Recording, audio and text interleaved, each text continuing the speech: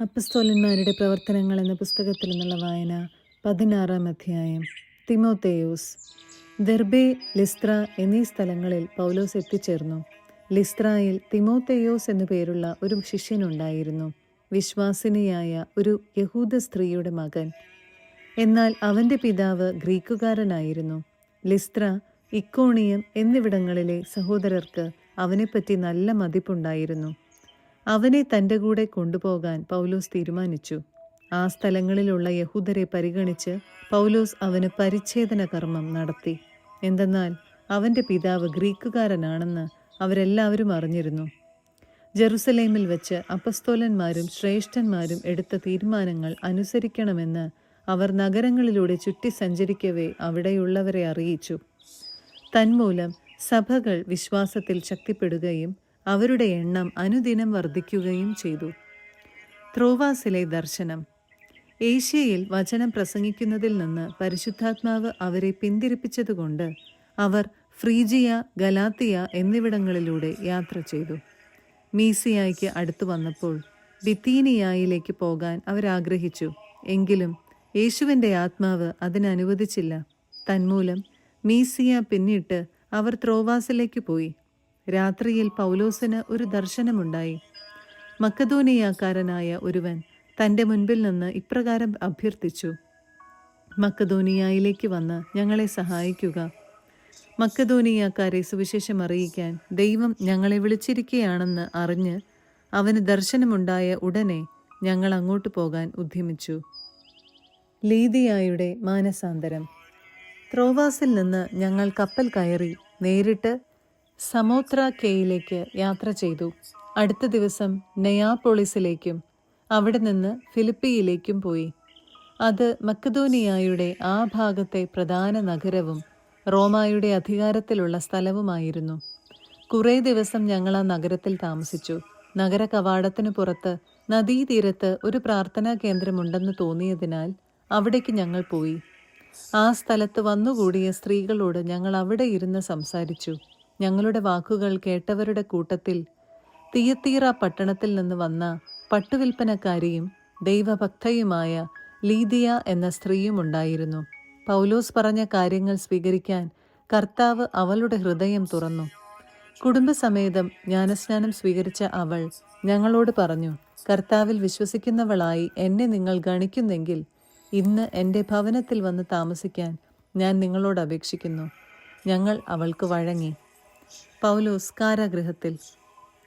ഞങ്ങൾ പ്രാർത്ഥനാ കേന്ദ്രത്തിലേക്ക് പോകുമ്പോൾ ഭാവി ഫലം പ്രവചിക്കുന്ന ആത്മാവ് ബാധിച്ച ഒരു അടിമ പെൺകുട്ടിയെ കണ്ടു. ഭാവി പ്രവചനം വഴി അവൾ തൻ്റെ യജമാനന്മാർക്ക് വളരെ ആദായമുണ്ടാക്കിയിരുന്നു. അവൾ പൗലോസിൻ്റെയും ഞങ്ങളുടെയും പിറകെ വന്ന് വിളിച്ചു പറഞ്ഞു: ഈ മനുഷ്യർ അത്യുന്നതനായ ദൈവത്തിൻ്റെ ദാസരാണ്. അവർ നിങ്ങളോട് രക്ഷയുടെ മാർഗം പ്രഘോഷിക്കുന്നു. പല ദിവസങ്ങൾ അവൾ ഇപ്രകാരം ചെയ്തു. പൗലോസിനെ ഇത് അസഹ്യപ്പെടുത്തി. അവൻ തിരിഞ്ഞ് അവളിലെ ആത്മാവിനോട് പറഞ്ഞു: അവളിൽ നിന്ന് പുറത്തു പോകാൻ യേശുക്രിസ്തുവിൻ്റെ നാമത്തിൽ നിന്നോട് ഞാൻ ആജ്ഞാപിക്കുന്നു. തൽക്ഷണം അത് പുറത്തുപോയി. അവളുടെ യജമാനന്മാർ തങ്ങളുടെ ആദായ മാർഗം നഷ്ടപ്പെട്ടുവെന്ന് കണ്ടപ്പോൾ പൗലോസിനെയും സീലാസിനെയും പിടികൂടി വലിച്ചിഴച്ച് പൊതുസ്ഥലത്ത് അധികാരികളുടെ മുൻപിൽ കൊണ്ടുവന്നു. അവർ അവരെ ന്യായാധിപന്മാരുടെ മുൻപിൽ കൊണ്ടുവന്ന് ഇപ്രകാരം പറഞ്ഞു: യഹൂദരായ ഇവർ നമ്മുടെ നഗരത്തെ അസ്വസ്ഥമാക്കുന്നു. റോമാക്കാരായ നമുക്ക് നിയമപ്രകാരം അംഗീകരിക്കാനോ അനുഷ്ഠിക്കാനോ പാടില്ലാത്ത ആചാരങ്ങളെക്കുറിച്ച് ഇവർ പ്രസംഗിച്ചു നടക്കുന്നു. ജനക്കൂട്ടം ഒന്നാകെ അവർക്കെതിരായി ഇളകി. വസ്ത്രങ്ങൾ ഉരിഞ്ഞുമാറ്റി അവരെ പ്രഹരിക്കാൻ ന്യായാധിപന്മാർ കൽപ്പന നൽകി. അവർ അവരെ വളരെയധികം പ്രഹരിച്ചതിനു ശേഷം കാരാഗൃഹത്തിൽ അടച്ചു. അവർക്ക് ശ്രദ്ധാപൂർവം കാവൽ നിൽക്കാൻ പാറാവുകാരന് നിർദ്ദേശവും കൊടുത്തു. അവൻ കൽപ്പന പ്രകാരം അവരെ കാരാഗൃഹത്തിൻ്റെ ഉള്ളറയിലാക്കി കാലുകൾക്ക് ആമം വെച്ചു. തടവറയിലെ അത്ഭുതം. അർദ്ധരാത്രിയോടടുത്ത് പൗലോസും സീലാസും കീർത്തനം പാടി ദൈവത്തെ സ്തുതിക്കുകയായിരുന്നു. തടവുകാർ അത് കേട്ടുകൊണ്ടിരുന്നു. പെട്ടെന്ന് വലിയ ഒരു ഭൂകമ്പമുണ്ടായി. കാരാഗൃഹത്തിൻ്റെ അടിത്തറ കുലുങ്ങി. എല്ലാ വാതിലുകളും തുറക്കപ്പെട്ടു. എല്ലാവരുടെയും ചങ്ങലകൾ അഴിഞ്ഞു വീണു.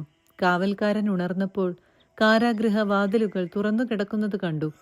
തടവുകാരെല്ലാം രക്ഷപ്പെട്ടുവെന്ന് വിചാരിച്ച് അവൻ വാൾ ഊരി ആത്മഹത്യക്കൊരുങ്ങി. എന്നാൽ പൗലോസ് വിളിച്ചു പറഞ്ഞു, സാഹസം കാണിക്കരുത്, ഞങ്ങളെല്ലാവരും ഇവിടെ തന്നെയുണ്ട്. വിളക്ക് കൊണ്ടുവരാൻ വിളിച്ചു പറഞ്ഞിട്ട് അവൻ അകത്തേക്കോടി. പേടിച്ചു വിറച്ച് അവൻ പൗലോസിൻ്റെയും സീലാസിൻ്റെയും കാൽക്കൽ വീണു. അവരെ പുറത്തേക്ക് കൊണ്ടുവന്ന് അവൻ ചോദിച്ചു, യജമാനന്മാരെ, രക്ഷ പ്രാപിക്കാൻ ഞാൻ എന്തു ചെയ്യണം? അവർ പറഞ്ഞു, കർത്താവായ യേശുവിൽ വിശ്വസിക്കുക, നീയും നിന്റെ കുടുംബവും രക്ഷ പ്രാപിക്കും. അവരവനോടും അവൻ്റെ വീട്ടിലുള്ളവരോടും കർത്താവിൻ്റെ വചനം പ്രസംഗിച്ചു. അവൻ ആ രാത്രി തന്നെ അവരെ കൊണ്ടുപോയി അവരുടെ മുറിവുകൾ കഴുകി. അപ്പോൾ തന്നെ അവനും കുടുംബവും ജ്ഞാനസ്നാനം സ്വീകരിക്കുകയും ചെയ്തു. അവരെ വീട്ടിലേക്ക് കൂട്ടിക്കൊണ്ടുവന്ന് അവർക്ക് ഭക്ഷണം വിളമ്പി. ദൈവത്തിൽ വിശ്വസിച്ചതുകൊണ്ട് അവനും കുടുംബാംഗങ്ങളും അത്യന്തം ആനന്ദിച്ചു. പ്രഭാതമായപ്പോൾ ന്യായാധിപന്മാർ ആ മനുഷ്യരെ വിട്ടയക്കുക എന്ന് കൽപ്പിച്ചുകൊണ്ട് ഭടന്മാരെ അയച്ചു. കാവൽക്കാരൻ ഈ വിവരം പൗലോസിനെ അറിയിച്ചു. ന്യായാധിപന്മാർ നിങ്ങളെ വിട്ടയക്കണമെന്ന് കൽപ്പിച്ചുകൊണ്ട് ആളയച്ചിരിക്കുന്നു. അതുകൊണ്ട് ഇപ്പോൾ നിങ്ങൾക്ക് സമാധാനത്തോടെ പോകാം. എന്നാൽ പൗലോസ് അവരോട് പറഞ്ഞു, റോമാ പൗരന്മാരായ ഞങ്ങളെ വിചാരണ ചെയ്ത് കുറ്റം വിധിക്കാതെ പരസ്യമായി പ്രഹരിച്ചതിനു ശേഷം കാരാഗൃഹത്തിൽ അടച്ചു. ഇപ്പോൾ ഞങ്ങളെ അവർ രഹസ്യമായി വിട്ടയക്കുന്നുവോ? അത് പാടില്ല. അവർ തന്നെ വന്ന് ഞങ്ങളെ വിട്ടയക്കട്ടെ. ഭടന്മാർ ഈ വിവരം ന്യായാധിപന്മാരെ അറിയിച്ചു. അവർ റോമാ പൗരന്മാരാണെന്ന് കേട്ടപ്പോൾ ന്യായാധിപന്മാർ ഭയപ്പെട്ടു. അതിനാൽ അവർ വന്ന് അവരോട് ക്ഷമായാചനം ചെയ്യുകയും അവരെ പുറത്തു കൊണ്ടുവന്ന് നഗരം വിട്ടുപോകണമെന്ന് അവരോട് അഭ്യർത്ഥിക്കുകയും ചെയ്തു. അവർ കാരാഗൃഹത്തിൽ നിന്ന് പുറത്തു വന്ന് ലീദിയായുടെ വീട്ടിലേക്ക് പോയി. സഹോദരരെ കണ്ട് ഉപദേശങ്ങൾ നൽകിയതിനു ശേഷം അവരവിടെ നിന്ന് യാത്ര തിരിച്ചു. 17-ാം അധ്യായം.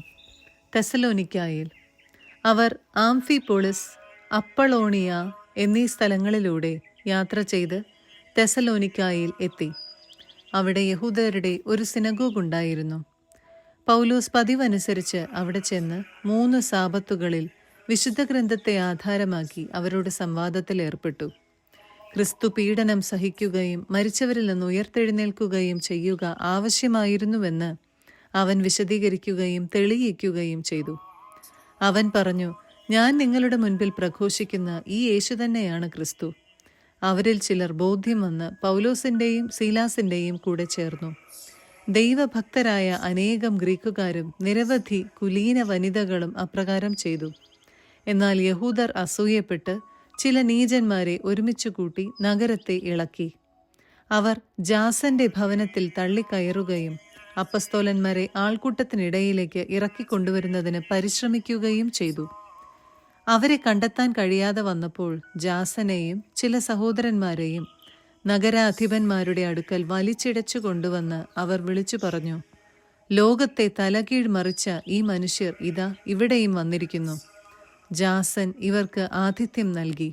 യേശുവെന്ന മറ്റൊരു രാജാവിൻ്റെ പേര് പറഞ്ഞുകൊണ്ട് ഇവരെല്ലാവരും സീസറിന്റെ കൽപ്പനകൾക്കെതിരായി പ്രവർത്തിക്കുന്നു. ഇതു കേട്ട് നഗരാധിപന്മാരും ജനക്കൂട്ടവും അസ്വസ്ഥരായി. അവർ ജാസനെയും മറ്റുള്ളവരെയും ജാമ്യത്തിൽ വിട്ടയച്ചു. ബെറോയായിൽ. രാത്രിയായപ്പോൾ സഹോദരന്മാർ പെട്ടെന്ന് പൗലോസിനെയും സീലാസിനെയും ബെറോയായിലേക്ക് അയച്ചു. അവരവിടെ എത്തി യഹൂദരുടെ സിനഗോഗിലേക്ക് പോയി. ഈ സ്ഥലത്തെ യഹൂദർ തെസലോനിക്കായിലുള്ളവരെക്കാൾ മാന്യന്മാരായിരുന്നു. ഇവർ അതീവ താൽപ്പര്യത്തോടെ വചനം സ്വീകരിച്ചു. അവർ പറഞ്ഞത് സത്യമാണോ എന്നറിയുവാൻ വിശുദ്ധ ഗ്രന്ഥങ്ങൾ അനുദിനം പരിശോധിക്കുകയും ചെയ്തിരുന്നു. അവരിൽ പലരും വിശ്വാസം സ്വീകരിച്ചു. കൂടാതെ ഗ്രീക്കുകാരിൽ ബഹുമാന്യരായ പല സ്ത്രീകളും പുരുഷന്മാരും. പൗലോസ് ബെറോയായിലും ദൈവവചനം പ്രസംഗിച്ചുവെന്ന് തെസലോനിക്കാക്കാരായ യഹൂദർ അറിഞ്ഞപ്പോൾ അവരവിടെയും എത്തി ജനങ്ങളെ പ്രകോപിപ്പിക്കുകയും ഇളക്കി വിടുകയും ചെയ്തു. ഉടൻ തന്നെ സഹോദരർ പൗലോസിന് കടൽ തീരം വരെ ചെന്നെത്തുന്നതിനുള്ള സജ്ജീകരണങ്ങൾ ചെയ്ത് അവനെ യാത്രയാക്കി.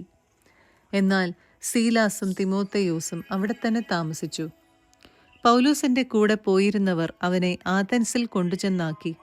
സീലാസും തിമോത്തയോസും കഴിയുന്നതും വേഗം തൻ്റെ അടുക്കൽ എത്തിച്ചേരണമെന്ന അവൻ്റെ നിർദ്ദേശവുമായി അവർ തിരിച്ചു പോന്നു.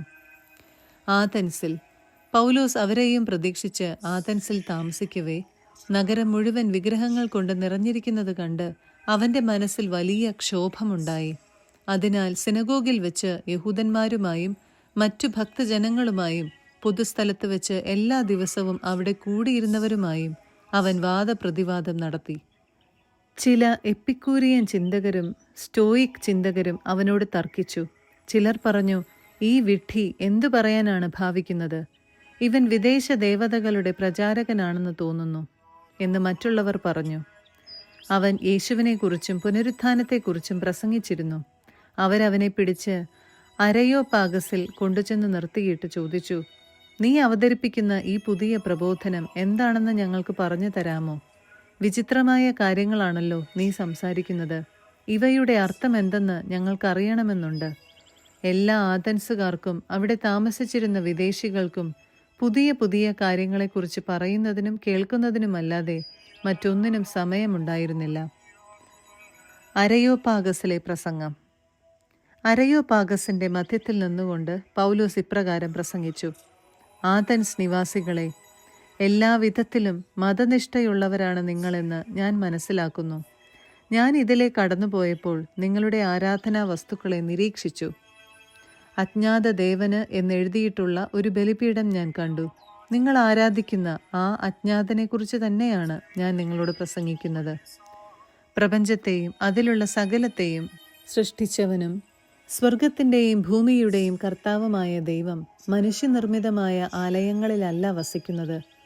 അവിടുത്തേക്ക് എന്തെങ്കിലും ആവശ്യമുണ്ടായിട്ടല്ല മനുഷ്യകരങ്ങളിൽ നിന്ന് അവിടുന്ന് ശുശ്രൂഷ സ്വീകരിക്കുന്നത്. കാരണം അവിടുന്ന് തന്നെയാണ് എല്ലാവർക്കും ജീവനും ശ്വാസവും മറ്റു സകലതും പ്രദാനം ചെയ്യുന്നത്.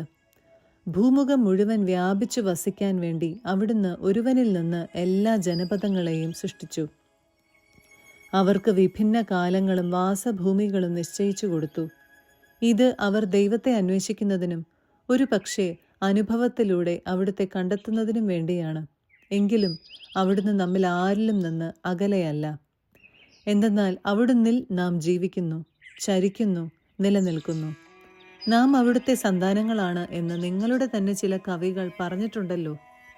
നാം ദൈവത്തിൻ്റെ സന്താനങ്ങളാകയാൽ മനുഷ്യന്റെ ഭാവനയും ശില്പവിദ്യയും ചേർന്ന് സ്വർണത്തിലും വെള്ളിയിലും കല്ലിലും കൊത്തിയെടുക്കുന്ന പ്രതിമ പോലെയാണ് ദൈവരൂപം എന്ന് വിചാരിക്കരുത്.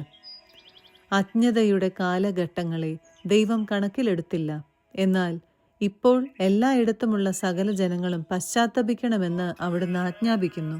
എന്തെന്നാൽ താൻ നിയോഗിച്ചിരിക്കുന്ന ഒരു മനുഷ്യൻ വഴി ലോകത്തെ മുഴുവൻ നീതിയോടെ വിധിക്കാൻ അവിടുന്ന് ഒരു ദിവസം നിശ്ചയിച്ചിരിക്കുന്നു. ആ മനുഷ്യനെ മരിച്ചവരിൽ നിന്ന് ഉയർപ്പിച്ചുകൊണ്ട് അവിടുന്ന് ഇതിന് ഉറപ്പു നൽകിയിട്ടുമുണ്ട്. മരിച്ചവരുടെ പുനരുത്ഥാനത്തെപ്പറ്റി കേട്ടപ്പോൾ ചിലർ അവനെ പരിഹസിച്ചു. എന്നാൽ ചിലർ പറഞ്ഞു, ഇവയെക്കുറിച്ച് നിന്നിൽ നിന്ന് ഞങ്ങൾ പിന്നീടൊരിക്കൽ കേട്ടുകൊള്ളാം. അങ്ങനെ പൗലോസ് അവരുടെ ഇടയിൽ നിന്ന് പോയി. എന്നാൽ കുറെ ആളുകൾ അവനോട് ചേർന്ന് വിശ്വാസം സ്വീകരിച്ചു. അരയോപാഗസുകാരൻ ഡയനീഷ്യസും ദമാറിസ് എന്നു പേരുള്ള സ്ത്രീയും മറ്റു ചിലരും അക്കൂട്ടത്തിലുണ്ടായിരുന്നു. 18-ാം അധ്യായം. കൊറിന്തോസിൽ. ഇതിനുശേഷം പൗലോസ് ആഥൻസ് വിട്ട് കൊറിന്തോസിലെത്തി. അവൻ പോന്തസുകാരനായ അക്വീല എന്ന ഒരു യഹൂദനെ കണ്ടുമുട്ടി. അവൻ തൻ്റെ ഭാര്യയായ പ്രിസ്കില്ലയോടൊപ്പം ആയിടെ ഇറ്റലിയിൽ നിന്ന് എത്തിയതേ ഉണ്ടായിരുന്നുള്ളൂ. എന്തെന്നാൽ എല്ലാ യഹൂദരും റോമ വിട്ടുകൊള്ളണമെന്ന് ക്ലൗദിയൂസിൻ്റെ കൽപ്പനയുണ്ടായിരുന്നു. പൗലോസ് അവരുടെ വീട്ടിൽ ചെന്നു. അവർ ഒരേ തൊഴിൽക്കാരായിരുന്നതുകൊണ്ട് അവൻ അവരുടെ കൂടെ താമസിക്കുകയും ഒന്നിച്ച് ജോലി ചെയ്യുകയും ചെയ്തു. കൂടാരപ്പണിയായിരുന്നു അവരുടെ ജോലി. എല്ലാ സാബത്തിലും അവൻ സിനഗോഗിൽ വെച്ച് സംവാദത്തിലേർപ്പെടുകയും യഹൂദരെയും ഗ്രീക്കുകാരെയും വിശ്വസിക്കാൻ പ്രേരിപ്പിക്കുകയും ചെയ്തു. സീലാസും തിമോത്തയോസും മക്കദോനിയായിൽ നിന്ന് എത്തിച്ചേർന്ന അവസരത്തിൽ യേശുവാണ് ക്രിസ്തുവെന്ന് സാക്ഷ്യം നൽകിക്കൊണ്ട് യഹൂദർക്ക് ബോധ്യം വരുത്താനുള്ള തീവ്ര ശ്രമത്തിലായിരുന്നു പൗലോസ്. അവരവനെ എതിർക്കുകയും ദൂഷണം പറയുകയും ചെയ്തപ്പോൾ അവൻ സ്വന്തം വസ്ത്രങ്ങൾ കുടഞ്ഞുകൊണ്ട് അവരോട് പറഞ്ഞു, നിങ്ങളുടെ രക്തം നിങ്ങളുടെ തന്നെ ശിരസിൽ പതിക്കട്ടെ. ഞാൻ നിരപരാധനാണ്. ഇനി ഞാൻ വിജാതികരുടെ അടുക്കലേക്ക് പോകുന്നു. അവിടം വിട്ട് അവൻ ദൈവഭക്തനായ തീസിയോസ് യുസ്തോസ് എന്നൊരുവന്റെ വീട്ടിലേക്ക് പോയി. സിനഗോഗിന് തൊട്ടടുത്തായിരുന്നു അവന്റെ വീട്. സിനഗോഗ് അധികാരിയായ ക്രിസ്പോസും അവന്റെ കുടുംബം മുഴുവനും കർത്താവിൽ വിശ്വസിച്ചു. കൊറിന്തോസുകാരിൽ പലരും വചനം കേട്ട് വിശ്വസിക്കുകയും ജ്ഞാനസ്നാനം സ്വീകരിക്കുകയും ചെയ്തു. രാത്രിയിൽ കർത്താവ് ദർശനത്തിൽ പൗലോസിനോട് പറഞ്ഞു, ഭയപ്പെടേണ്ട, നിശബ്ദനായിരിക്കാതെ പ്രസംഗിക്കുക. എന്തെന്നാൽ ഞാൻ നിന്നോട് കൂടെയുണ്ട്. ആരും നിന്നെ ആക്രമിക്കുകയോ ഉപദ്രവിക്കുകയോ ഇല്ല. ഈ നഗരത്തിൽ എനിക്ക് വളരെ ആളുകളുണ്ട്. പൗലോസ് അവരുടെ ഇടയിൽ ദൈവവചനം പഠിപ്പിച്ചുകൊണ്ട് അവിടെ 1 വർഷവും 6 മാസവും താമസിച്ചു. ന്യായാസനത്തിനു മുൻപിൽ ഗാലിയോ അക്കായിയായിൽ ഉപസ്ഥാനപതിയായിരിക്കുമ്പോൾ യഹൂദർ പൗലോസിനെതിരെ സംഘടിതമായ ഒരാക്രമണം നടത്തി. അവരവനെ ന്യായാസനത്തിനു മുൻപിൽ കൊണ്ടുവന്ന് ഇപ്രകാരം പറഞ്ഞു, ഈ മനുഷ്യൻ നിയമവിരുദ്ധമായ രീതിയിൽ ദൈവാരാധന നടത്താൻ ജനങ്ങളെ പ്രേരിപ്പിക്കുന്നു. പൗലോസ് സംസാരിക്കാൻ തുടങ്ങിയപ്പോഴേക്കും ഗാലിയോ യഹൂദരോട് പറഞ്ഞു, യഹൂദരെ, വല്ല കുറ്റകൃത്യത്തിൻ്റെയോ ഗുരുതരമായ പാതകത്തിൻ്റെയോ കാര്യമാണെങ്കിൽ നിങ്ങൾ പറയുന്നത് തീർച്ചയായും ഞാൻ കേൾക്കുമായിരുന്നു. എന്നാൽ ഇത് വാക്കുകളെക്കുറിച്ചും പേരുകളെക്കുറിച്ചും നിങ്ങളുടെ നിയമത്തെക്കുറിച്ചുമുള്ള പ്രശ്നമാകയാൽ നിങ്ങൾ തന്നെ കൈകാര്യം ചെയ്യുക. ഇക്കാര്യങ്ങളുടെ വിധികർത്താവാകാൻ ഞാൻ ഒരുക്കമല്ല. അവൻ ന്യായാസനത്തിന് മുൻപിൽ നിന്ന് അവരെ പുറത്താക്കി. അവരെല്ലാം ഒന്നുചേർന്ന് സിനഗോഗ് അധികാരിയായ സൊസ്തനേസിനെ പിടിച്ച് കോടതിയുടെ മുൻപിൽ വെച്ച് തന്നെ അടിച്ചു. എന്നാൽ ഗാലിയോ ഇതൊന്നും ശ്രദ്ധിച്ചതേയില്ല. അന്തിയോക്യയിൽ തിരിച്ചെത്തുന്നു. പൗലോസ് കുറേ നാൾ കൂടി അവിടെ താമസിച്ചിട്ട് സഹോദരരോട് യാത്ര പറഞ്ഞ് സിറിയയിലേക്ക് കപ്പൽ കയറി. പ്രിസ്കില്ലയും അക്വിലായും അവൻ്റെ കൂടെ പോയി. അവന് നേർച്ചയുണ്ടായിരുന്നതിനാൽ കെങ്കറയിൽ വെച്ച് തല മുണ്ഡനം ചെയ്തു. അവർ എഫേസോസിൽ എത്തിച്ചേർന്നു. അവൻ മറ്റുള്ളവരെ അവിടെ വിട്ടിട്ട് സിനഗോഗിൽ പ്രവേശിച്ച് യഹൂദരുമായി വാദത്തിൽ ഏർപ്പെട്ടു. കുറേ നാൾ കൂടി തങ്ങളോടൊത്ത് താമസിക്കാൻ അവരാവശ്യപ്പെട്ടെങ്കിലും അവൻ സമ്മതിച്ചില്ല. ദൈവം അനുവദിച്ചാൽ ഞാൻ നിങ്ങളുടെ അടുത്തേക്ക് തിരിച്ചു വരും എന്ന് പറഞ്ഞ് അവൻ വിട വാങ്ങുകയും എഫേസോസിൽ നിന്ന് കപ്പൽ കയറുകയും ചെയ്തു. കേസറിയയിലെത്തി അവിടുത്തെ സഭയെ അഭിവാദനം ചെയ്തിട്ട് അവൻ അന്തിയോക്യയിലേക്ക് പോയി. കുറേ കാലം അവിടെ ചിലവഴിച്ചതിനു ശേഷം അവൻ യാത്ര പുറപ്പെട്ട് ഗലാത്തിയ, ഫ്രീജിയ എന്നീ പ്രദേശങ്ങളിലൂടെ സഞ്ചരിച്ച് എല്ലാ ശിഷ്യർക്കും ശക്തി പകർന്നുകൊണ്ടിരുന്നു. അപ്പോളോസ് എഫേസോസിൽ. ആയിടയ്ക്ക് അപ്പോളോസ് എന്നു പേരുള്ള അലക്സാണ്ട്രിയക്കാരനായ ഒരു യഹൂദൻ എഫേസോസിൽ വന്നു. അവൻ വാഗ്മിയും വിശുദ്ധ ലിഖിതങ്ങളിൽ അവഗാഹം നേടിയവനുമായിരുന്നു. കർത്താവിൻ്റെ മാർഗത്തെക്കുറിച്ച് അവന് ഉപദേശവും ലഭിച്ചിരുന്നു. അവന് യോഹന്നാൻ്റെ ജ്ഞാനസ്നാനത്തെക്കുറിച്ച് മാത്രമേ അറിവുണ്ടായിരുന്നുള്ളൂ. എങ്കിലും യേശുവിനെക്കുറിച്ചുള്ള കാര്യങ്ങൾ ആത്മാവിൽ ഉണർവോടെ തെറ്റുകൂടാതെ പഠിപ്പിക്കുകയും പ്രസംഗിക്കുകയും ചെയ്തിരുന്നു. അവൻ സിനഗോഗിലും ധൈര്യപൂർവ്വം പ്രസംഗിക്കാൻ തുടങ്ങി. പ്രിസ്കില്ലയും അക്വിലായും അവൻ്റെ പ്രസംഗം കേട്ടു. അവരവനെ കൂട്ടിക്കൊണ്ടുപോയി ദൈവത്തിൻ്റെ മാർഗം കൂടുതൽ വ്യക്തമായി പറഞ്ഞുകൊടുത്തു. അവൻ അക്കായിയായിലേക്ക് പോകാൻ ആഗ്രഹിച്ചു. സഹോദരർ അവനെ പ്രോത്സാഹിപ്പിക്കുകയും അവനെ സ്വീകരിക്കുന്നതിന് ശിഷ്യർക്ക് എഴുതുകയും ചെയ്തു. അവിടെ എത്തിച്ചേർന്നതിനു ശേഷം കൃപാവരം മൂലം വിശ്വാസം സ്വീകരിച്ചവരെ അവൻ വളരെയധികം സഹായിച്ചു. എന്തെന്നാൽ അവൻ പൊതുസ്ഥലങ്ങളിൽ വെച്ച് വിശുദ്ധ ഗ്രന്ഥങ്ങൾ ഉദ്ധരിച്ചുകൊണ്ട് ക്രിസ്തു യേശു തന്നെയാണെന്ന് തെളിയിക്കുകയും യഹൂദന്മാരെ വാക്കുമുട്ടിക്കുകയും ചെയ്തിരുന്നു.